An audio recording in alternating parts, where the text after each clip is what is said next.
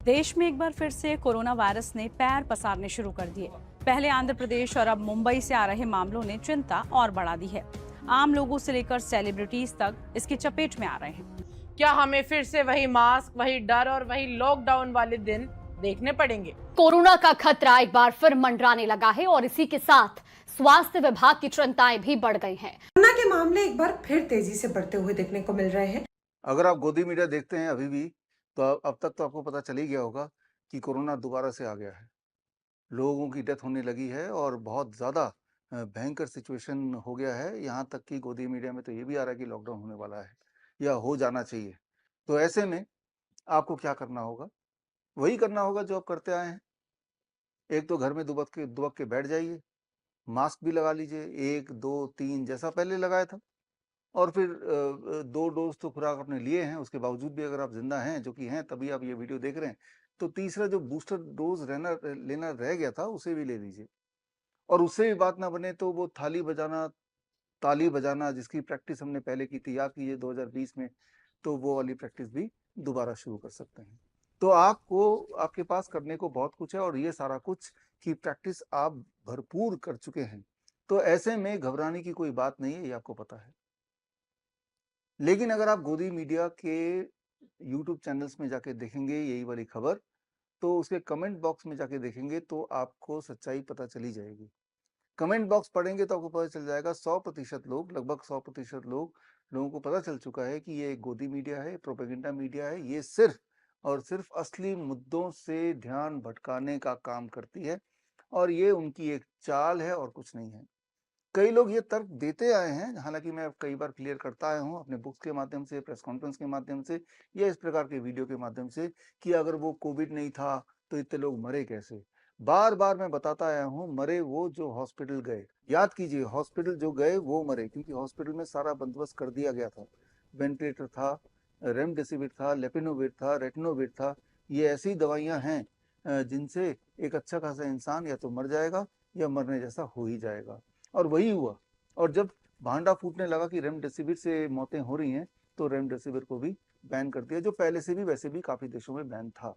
तो गौर से सोचिए वो एक माहौल इस गोदी मीडिया ने बनाया, जिसकी बातों में आप आ गए, लेकिन आज गोदी मीडिया की बातों में कोई नहीं आने वाला। सबूत ये है कि आप जैसे मैंने बताया, उनके यूट्यूब चैनल में जाके यही वाले न्यूज़ के कमेंट में देखेंगे, हो सकता है आप में से कई लोगों ने भी कमेंट किया हो, तो लोग हँस रहे हैं, मज़ाक उड़ा रहे हैं और लोगों को पता है कि ये एक तरीका है कि जब भी देश में कोई मुद्दा आता है, तो उस मुद्दे को कवर अप करने के लिए दोबारा से या तो कोविड ले आते हैं या अभी इलेक्शन से पहले आपने देखा निपा आ गया था या उससे पहले आपने देखा एचएमपी आ गया था। तो कुछ ना कुछ आता जाता रहता ही है। तो असली में मुद्दा ये होना चाहिए, याद कीजिए जब आपने कोविड के 2 वैक्सीन लगाए, उससे पहले से ही मैंने आपको बताया था 2020 की बात मैं कर रहा हूँ कि ये वैक्सीन आएगा, ये आपके शरीर में एक ज़हर की तरह काम करेगा। इससे कार्डियक अरेस्ट, हार्ट अटैक तो होंगे ही और कई सारी और बीमारियाँ भी कई गुना बढ़ जाएँगी। और जो आज आप झेल ही रहे हैं, अब आपके बॉडी में एक पॉइज़न है जो कि फैल चुका है कोविड वैक्सीन के बहाने से। तो वैसे ही एक मुद्दा उतना बड़ा भी नहीं है। तब तो बात थी आपके जान और माल की जिसको लेके ढो ही रहे हैं। कोविड वैक्सीन का नुकसान आपके शरीर में हो ही रहा है। जैसा आपको पता है मैंने पहले भी बताया था मेरी किताब वैक्सीनेटेड टू डेथ जिसमें 3500 रिसर्च पेपर ये बार-बार साबित करते हैं कि वो कोविड वैक्सीन का ही कमाल है कि chronic kidney disease, cancer, heart disease, diabetes या फाइब्रोमाइल्जिया, पूरे बॉडी में दर्द रहना, अचानक कोई बेहोश हो जाना या मर जाना, ये सारी चीज़ों का श्रेय सिर्फ़ और सिर्फ़ कोविड वैक्सीन को ही जाता है। तो वो पॉइज़न आपको बताया गया कि आपके लिए बड़ा अच्छा है और वो आप लीजिए। आपने बिना किसी शक के उसको अपनाया और आज उसे भुगत रहे हैं। तो वैसे ही एक माहौल अभी बन रहा है। यहाँ मैं बात कर रहा हूँ इथेनॉल की, E20 पेट्रोल की बात कर रहा हूँ। आप अपने आस-पास देख ही रहे हैं जिनके पास पेट्रोल की गाड़ियाँ हैं या बाइक्स हैं उन या तो बाइक खराब हो जा रही है या फिर वो उसकी एवरेज कम हो रही है।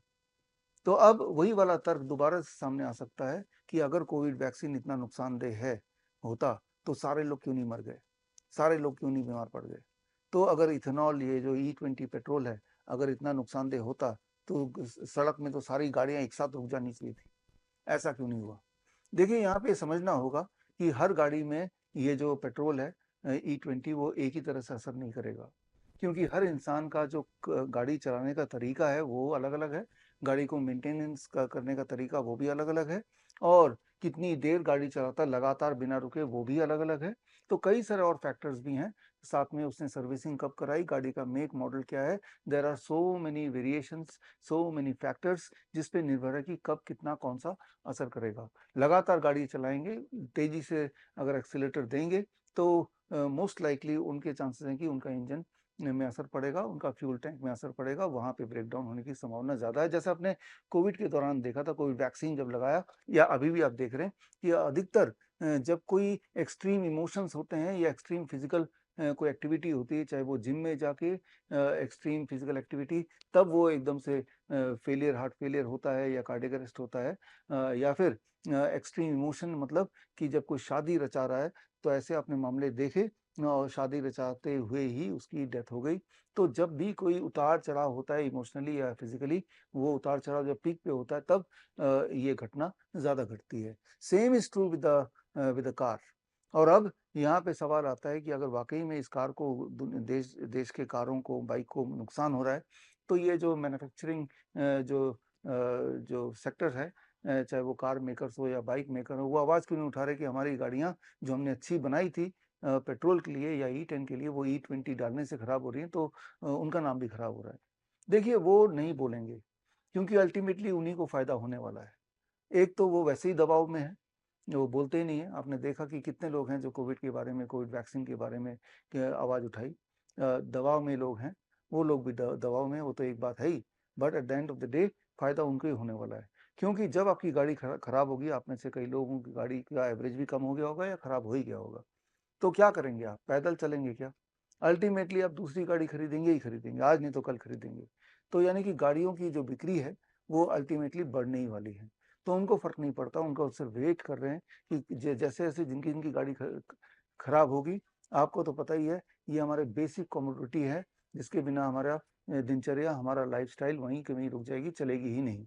इसलिए आज नहीं तो कल गाड़ी खराब होने के बावजूद भी, और अगली गाड़ी जो खरीदेंगे उसमें भी खतरा मंडराएगा कि दोबारा से यही वाला पेट्रोल डालेंगे, तो दोबारा से खतरा होगा।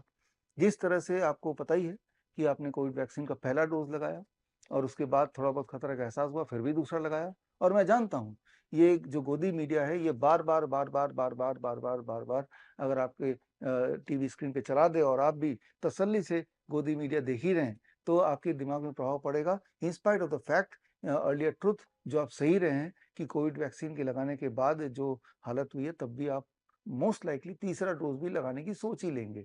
ये माहौल ही ऐसा है, ये दिमाग ही ऐसे काम करता है। हमारा दिमाग ठप हो चुका है। जब हमने अपने शरीर में जब पॉइज़न दिया कोविड वैक्सीन के नाम पे, तब जब आवाज़ नहीं उठाई, तो अब तो गाड़ी में अगर पॉइज़न डालेगा, तो कोई तो आवाज़ हम क्यों उठाएँगे? तो मैं तो कोई उम्मीद नहीं कर रहा हूँ कि कोई आवाज़ उठाएगा, उठाने की ज़रूरत भी नहीं है, और क्योंकि सहने की आदत हो ही चुकी है। ताली बजाइए, थाली बजाइए, शायद आपकी गाड़ी थोड़ी ठीक चल जाए। तो फिलहाल मैं आपको ये बोलना चाह रहा हूँ कि यहाँ तो गाड़ी की बात छोड़ ही दीजिए, जीवन की एक गाड़ी जो भगवान ने दी है, यानी कि आपका शरीर, पहले तो उसकी चिंता कीजिए, यानी कि अपना डॉक्टर खुद बनिए। इसके लिए 23 जुलाई, दैट इज़ चंद्रशेखर आज़ाद जयंती और बाल गंगाधर तिलक जयंती भी सेम ही डे है। इस दिन हम एक कार्यक्रम कर रहे हैं, और इस कार्यक्रम में जुड़िए। ये 11 बजे होगा, कोरोनाकाल.टीवी के में लाइव होगा। कोरोनाकाल.टीवी के माध्यम से 11 बजे मेरे साथ जुड़िए, और बहुत सारी नई बातें आपको सीखने को मिलेंगी, जिससे आपको ये समझ आएगा कि हम अपना डॉक्टर खुद बन सकते हैं। इसमें इस वाले हमारा जो ट्रेनिंग प्रोग्राम होगा, इसमें कुछ खासियत है। We are talking about the 100% cure, 100% cure की बात कर रहे हैं। क्या 100% क्योर जेनेटिक डिजीज़ हो सकती है?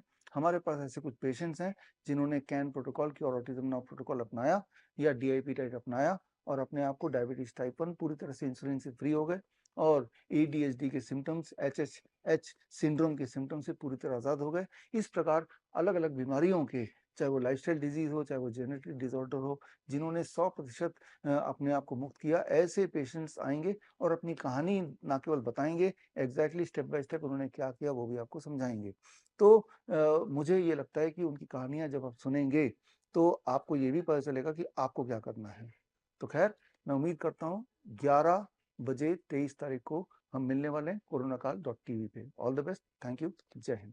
बड़ी से बड़ी बीमारी का आसान से आसान इलाज घर बैठे ही हो सकता है। अधिक जानकारी के लिए कांटेक्ट करें nearest doctor BRC clinic @home।